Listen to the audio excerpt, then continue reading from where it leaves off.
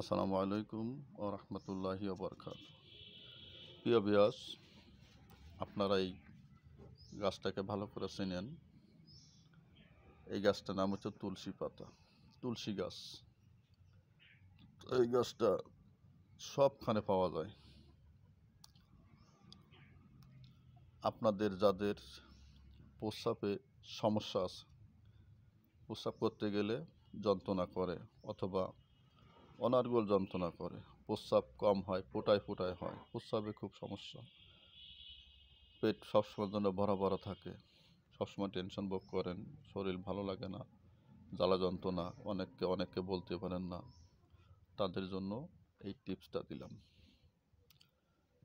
গাছ হচ্ছে আল্লাহর দেওয়া, রোগও আল্লাহর, আপনিও আল্লাহর, আমিও আল্লাহর, সব কিছু আল্লাহর।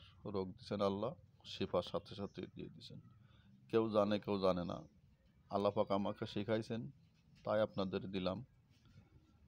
ভালো করে লক্ষ্য করবেন। এই গাছের বীজ যদি সংগ্রহ করতে আপনি না পারেন, বাজারে বাণিজ্য দোকান কিনতে পাওয়া যায়। বানের দোকানে যে 20-50 টাকার কিনে নেবেন, নিয়ে একটু আখের চিনি নেবেন, 2 চামচ আখের চিনি, 1 চামচ বীজ,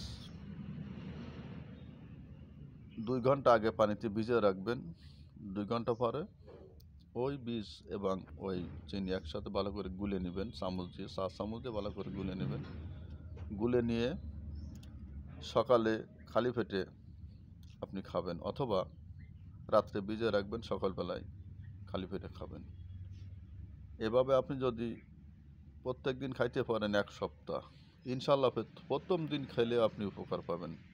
কারণ গাছে কোনো বেইমানি করে না, বেইমান গাছে বোঝে না। যদি আপনি ঠিক মতন খাইতে পারেন, ভক্তি যদি হয়, আল্লাহর দেওয়া জিনিস ভক্তি না করলে কিন্তু মুক্তি পাওয়া যায় না।